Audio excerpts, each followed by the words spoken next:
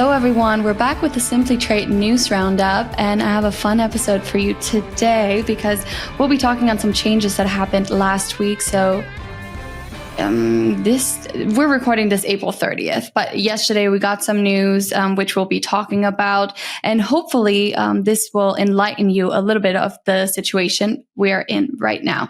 But first, let me introduce you to my guest, Lenny Feldman. He is a managing partner at Standout Travis and Rosenberg and in Miami, correct? That's right. Okay. Sunny Florida. Sunny Miami.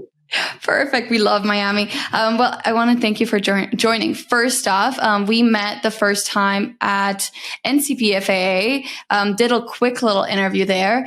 And I knew I needed you on the podcast because I know you talk a lot about this, and that's probably all you do is trade, and you're super busy. So I thought, why not make you even busier?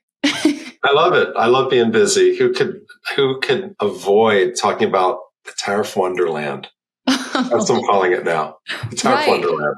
Right. I'm going to do a webinar like that. The Tariff Wonderland. Wait till you see. I have something really cool in mind about that. Really? Do you? I was thinking we're gonna name this episode now Tariff Wonderland. You did my job. Thank you. Well, I kind of want to mention at first that we are 1 month after liberation. Almost. That's right. 1 month will be Are we feeling May liberated 2nd. yet, people? Huh? Are we feeling liberated, people? Are we good? Right. That's a good, we'll do a poll. Good question. So it'd be May 2nd. Actually, fun thing, May 2nd is a really significant day too, because the Minimis is going away for China and Hong Kong. So did an episode on that. Please review it, everyone, because that one is with Marianne Roden. Sorry. Good. It's a really good, so listen to it. And I'm sure this one will live up to the same standards. Tell us, we're 1 month after liberation. We've just established that, but kind of tell us what the situation is right now. So we've gone through a lot of situations, and it's kind of tough because I don't want you to go through all of them because I think we've done it so many times, and there's a lot in the past that we don't really have to deal with anymore, but we're still dealing with a lot. What are you dealing with currently? So, well, first, thanks so much for having me on. It's great to see you again and be with you. I wish we were in person, but I'm sure that'll happen soon enough. So, trade tariffs, I would like to say we're having a moment, but we're having moments because it depends what moment of the day that the executive orders are coming out. It depends what moment of the day, or technically what day your goods are being entered, right? If they're entered April 9th, that was the fateful day when we saw the reciprocals rise from that 11% to 50% additive tariff. And you were stuck that day unless you were fortunate enough to escape the tariffs that day because of the in-transit rule. And people are still trying to figure out the in-transit rule.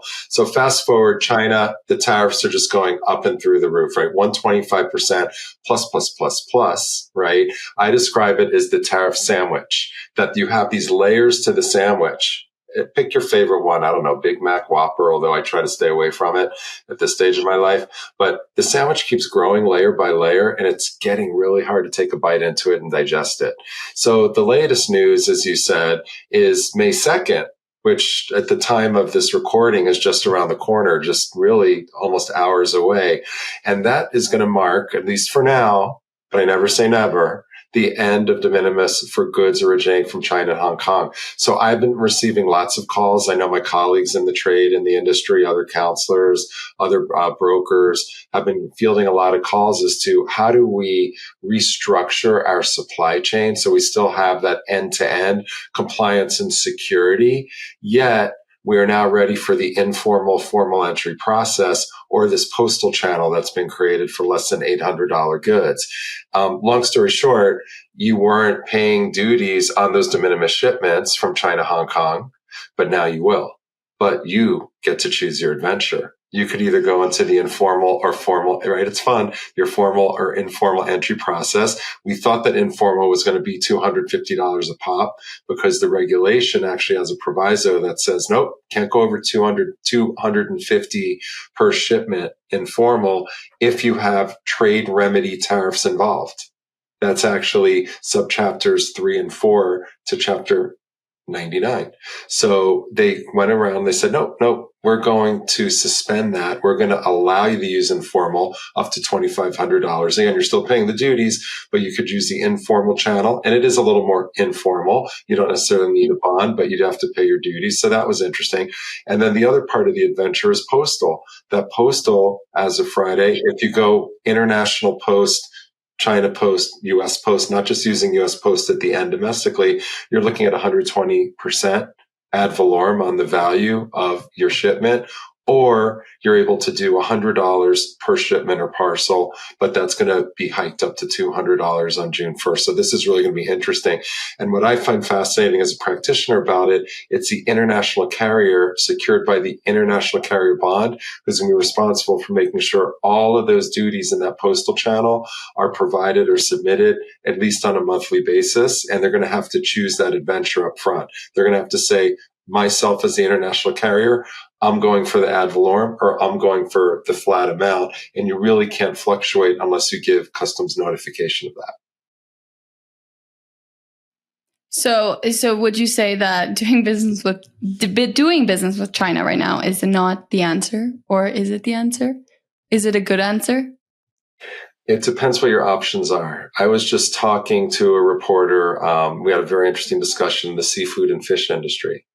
And I said, I love fish and seafood. We got to figure this out. Me too. Yeah, you have to. You have to do it for us. Right? So I said, look, are you able to catch the fish? Are you able to process the fish outside of China? Do you have that flexibility? And this is just kind of emblematic of all commodities. To what extent do you have that agility? Can you go to India? I'm getting bigger and bigger on India. I think there's a lot of potential there. We're hearing good things about potential deals there, right?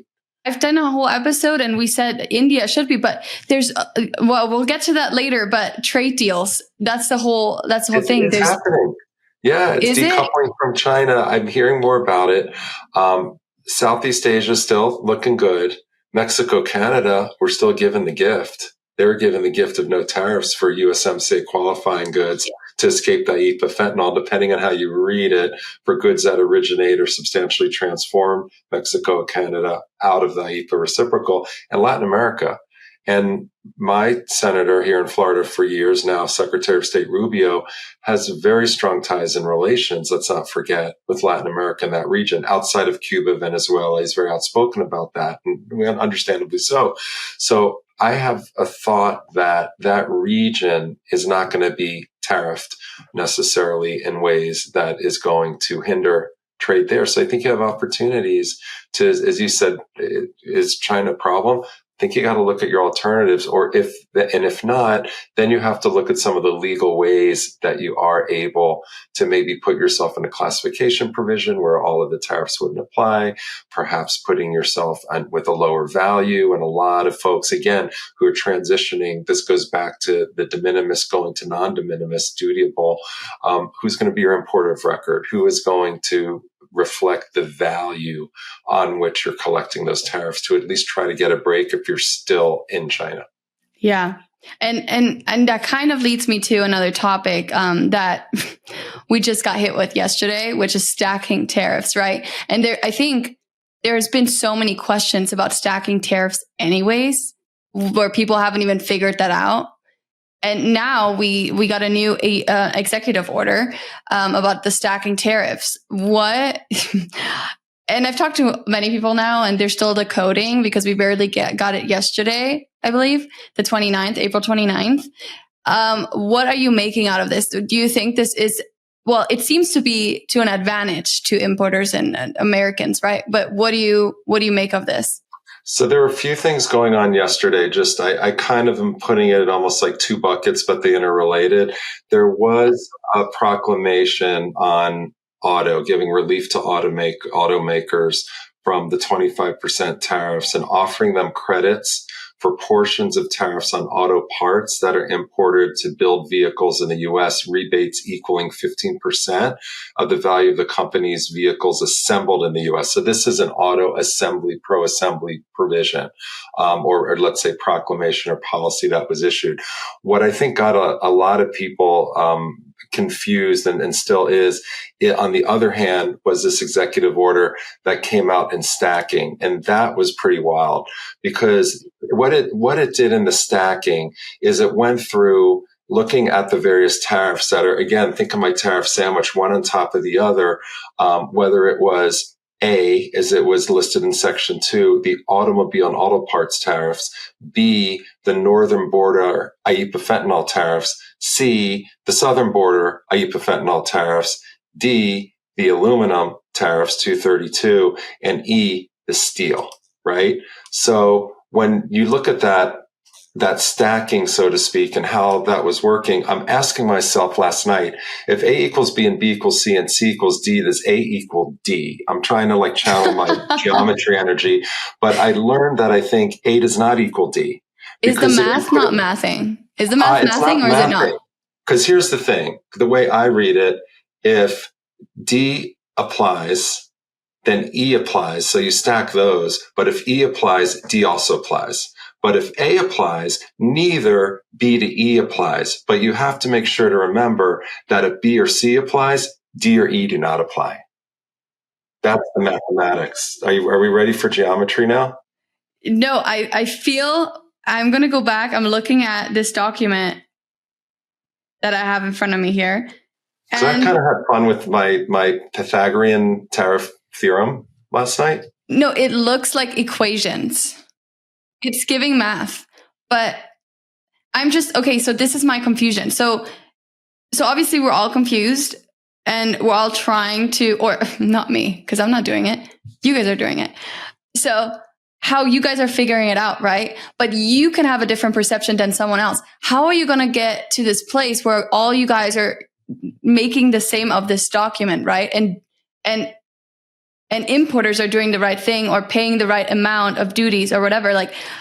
How is this going to work out? I don't understand. Do they have to bring out another executive order to really give you the equations to make this work? How it works. So there's a few things to that. So, we talk about how a bill becomes a law. If you remember Schoolhouse Rock, on that side, but we're talking the executive branch. We don't really have that. So what happens is it starts with an executive order from the White House. This A equals B, B equals C, C equals D. Does D equal E? Not really, because of the D to E and the A to B and the B to E and all that.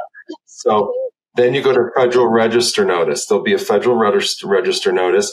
There'll be a Custom Service Messaging Systems notice, a CSMS notice. Hopefully there'll be some frequently asked questions that are issued from Customs. And if we just can't get a straight answer because it's too complex, nobody's fault, it's just hard to interpret, we may have to wait until we get a ruling from Customs on some of this. But what's really important is to follow the breadcrumbs, Hansel and Gretel. Follow the breadcrumbs, just like the nursery rhyme, right? And what you're going to do is you're going to start with the executive order at that high level, then see how it's fleshed out in the Federal Register, again, the CSMS, hopefully frequently asked questions. Maybe you'll have a nice center director at CBP who says, hey, this is how we're doing it. But here's the thing. All of these at the end of the day have to fit in a nice, cozy 10-digit HTS US number.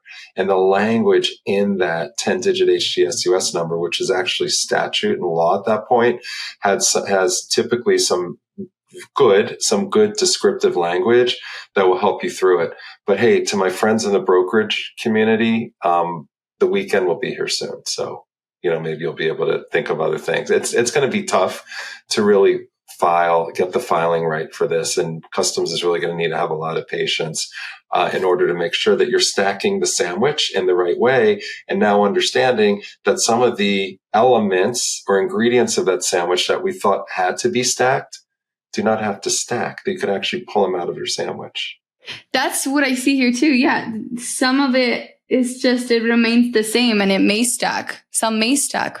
Right. The steel and aluminum are going to stack. And we just asked this question this week and got informal collaboration confirmation that steel, aluminum product, you pay both, right? But this is basically saying with the auto parts, you're going to be fine. Auto parts, again, what we're seeing here, which is interesting, is kind of the trend or the move. Let's help the auto parts folks. Let's help the automotive folks so that, especially if they're in the USMCA region, so that you're not going to apply if there were any China, Mexico fentanyl tariffs. You're not going to apply the steel and aluminum on top of that. So that's where you're kind of taking apart that part of the sandwich where we really weren't sure if they're going to have to stack on each other. Yeah. And so we got this order, correct? And now, okay, you guys are trying to figure it out. But then I'm thinking about the actual business that needs to price their products correctly to make up for the losses, to make up, because they're not aware. Like maybe they're paying way more right now and they'll get some relief, but you don't really know at this point. So what do you tell them? Like, how do you move forward? You just guess? Is it a guessing game or? No, I think you have to be, it's a bit of that. Okay. I'm going to be honest, but I think you could be strategic. You have to employ strategery here, So in doing that, first off, you're going to want to really think this through. Take a deep breath, to be frank, and think it through and get that order down. Look at the information that's coming out. Then at that point, take stock at what's coming in. And what's really fascinating about this at the end of the day, if you look at the tariffs for the autos or the auto parts, 25%, right, which are not stacking on the steel and aluminum. Or steel and aluminum, 25%.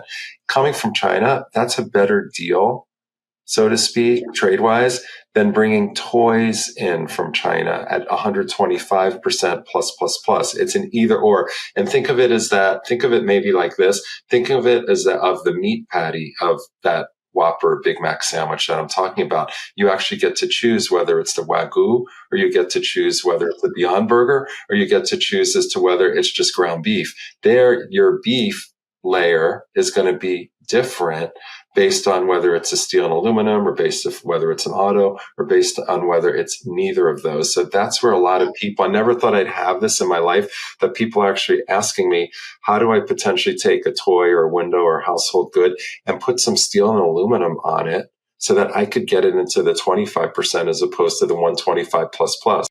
Wow. Wow. So we're getting crazy. Okay. And see, this is what I'm asking. Do you see this as sustainable? This whole stacking thing, is this sustainable? It's crazy to even ask that because we get something new every week, but do you see it as it's going to work and people are going to figure it out and it's going to be better than what it is now? I think there's going to be some pros and cons to it. I think the fact that we now are hearing that the autos don't stack in the steel and aluminum, right, and vice versa, I think that's relief to people who are bringing in those commodities. I think that part of it is going to be helpful. Overall, the idea of the stacking, although it is complex, it actually, at a net, should provide some duty relief. That's the bottom line. That overall, this is lessening the burden of the tariffs. It's a complex way to do it, granted, and it's going to take some folks to really look at it carefully and figure out their geometric equation, as I say. But overall, it's a net win. So you really need someone professional to be doing this for you. I hope at this point, companies are already set with someone that does it for them. But at this point, if you don't have someone who understands this and you're bringing things in from China or from wherever, you really need someone to look at your whole system and supply chain and say, okay, you don't have to pay these tariffs, or you need to be smarter, or whatever, correct? Absolutely. You really have to communicate. You really have to talk to, whether it's a attorney, whether it's a accountant who's well versed in, the mathematical, generally accepted accounting principles that go with these valuation type concepts, consultants, your brokers. We're all in it together. And I think talking it through with somebody who is very focused on these issues day in and day out is critical. And I'm not just saying that because I'm one of those people. I would say that if I wasn't one of those people. Yeah.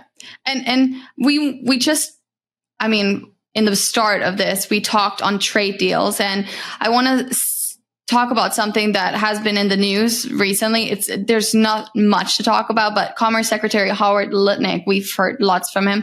And he said there's a done deal with whatever country. Didn't mention the country. A mystery country. There's a mystery country. Yes. It's an adventure. So now we're playing Clue. Clue. Is that Colonel Mustard in the parlor with the trade deal? We don't know. But you know what? Imagine it's India. I think India would be great. I don't think it's India. Would be big. So you're thinking India. I was going to go with maybe Vietnam, because I know Vietnam's been visiting. It could be Japan, South Korea. I'm leaning Asia, right? I'm thinking Asia. I know Vietnam had said they were going to dismantle their tariffs a few weeks ago. I do know from credible sources that Vietnam delegations have been in Washington, D.C. Okay. So you think this will be kind of a counterbalance, like from China's influence, kind of gearing towards, yeah? I think so. I think that's what we're looking at. Could it be South Korea? Could it be Japan? I put them as my second choices, but I'm also telling folks, keep your eye on India, because I think things are moving in the right direction there. And I think that has a lot of potential, good potential there. And in your opinion, trade deals are going to just make this industry, I don't know, better, I would say, right? I mean, that's what this industry needs, correct? So I think trade deals are a good thing. I think to the point and the extent that you're able to lower tariffs, you're able to get reciprocal tariffs. Look, at the end of the day, our tariffs have always been low. I mean, let's be real about it. Overall, our tariffs have been between 2.53%. And you look at our trading partners, their tariffs have been higher. So if we are able to achieve that equilibrium, that's a good thing. But people really need those options outside of China. And then, of course, there's the America First trade policy, which is national and economic security. And how do you build that? By domestic manufacturing. So we really need to have those programs and incentives to do that. But in order to be a successful domestic manufacturer, you're going to need to have the ability to import some of your inputs. You need to import your inputs. Right? If you can't, and that's going to be really high, that's going to curtail your domestic manufacturing. So it really is a seesaw to get to that, if you will, homeostasis, to that good equilibrium where ostensibly this is, I think, the administration's plan. It's not necessarily the Feldman plan, but I'm just saying, calling it out, to build that domestic manufacturing, give it a shot. But to do so, you have to look at the inputs that really are going to be needed, unless they can be made domestically, produced in the U.S. And how long will that take? In some cases, you might be able to do that. In some cases, you probably won't. So industry by industry. It's industry by industry. So we'll see if it's India or Japan or Vietnam. That's exciting. Yeah, but it'll be good. Yeah, it's right. So that's exciting. And I think China's going to go down. I think what we're hearing from Besant, Lutnick, from the White House is this isn't where China and the United States should be. I think it's going to go down. I don't think it's going to go down to 10%. But I think it's going to go down. I think there will be a trade deal done with most countries, but until then, we're going to see tariffs. Right. The stacking tariffs. But who knows? I mean, I don't know. We get an update every week, right? It's fluid. So that's really, and then what else do we have? Nothing much other than USMCA being up for review in 2026. That's interesting. It's kind of sort of been up for review. I would say the last few months it's being reviewed based on all these different policies, right? But let's see what that looks like right now. Again, Mexico, Canada, looking good. Let's see what happens now as a result of the elections, new prime minister in Canada. I don't think they're going to be bellying up, him and Trump, but we'll see. I think Sheinbaum is doing quite a good job from the Mexico side. I also serve as counsel to the North American Customs Brokers Alliance. And we've been having some very good, productive discussions from the brokerage leadership in Mexico, US, and Canada to really encourage our administrations to move thoughtfully, to move intelligently, let's say, towards the new USMCA and what that impact would look like. So those discussions are ongoing. It's going to be interesting. I'm going to be in Mexico this summer and probably Canada right after that. Oh, that sounds great. Yeah, it'll be interesting. I'm looking forward to those changes. Not that we don't have enough changes going on, but I think change is always good. Anyways, if our listeners have any more questions, please record them to Lenny. Not sure if he'll answer you, but maybe he will. And otherwise, you can also ask those questions to us and we can forward them to Lenny or whoever could answer your questions. I want to thank you so much for coming on and giving us details on the current changes and updates. And obviously, we'll still be notified for how exactly you'll be doing that, which will be interesting.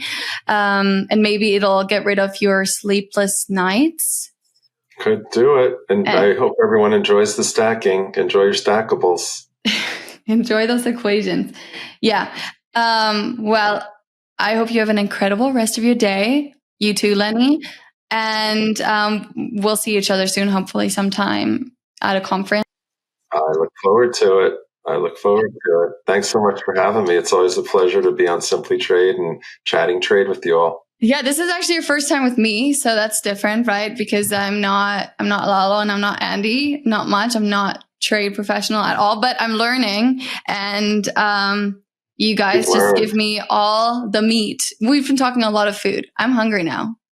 There you go. That's what I'm about to do. So thank you so much for listening, guys. And we will be back next week, Monday. I'm not sure what we'll talk about yet because things always change. But for now, hope you enjoyed this episode and please let us know how you like it. And if you have any questions, have a good day. Bye. Thanks, everyone. Bye. Thank you very much for joining us. Simply Trade is brought to you by the generous contributions of Global Training Center.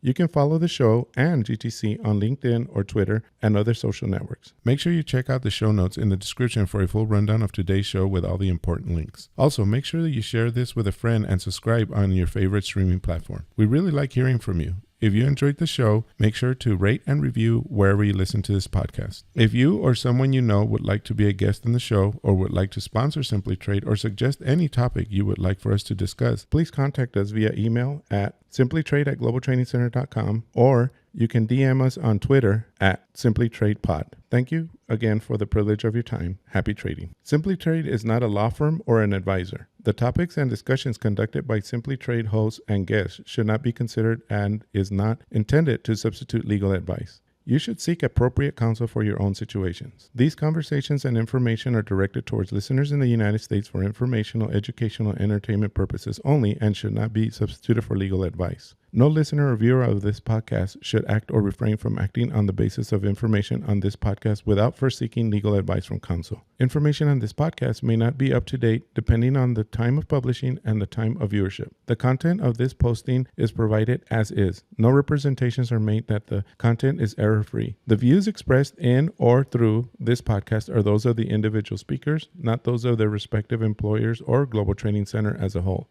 All liability with respect to actions taken or not taken based on the contents of this podcast are hereby expressly disclaimed.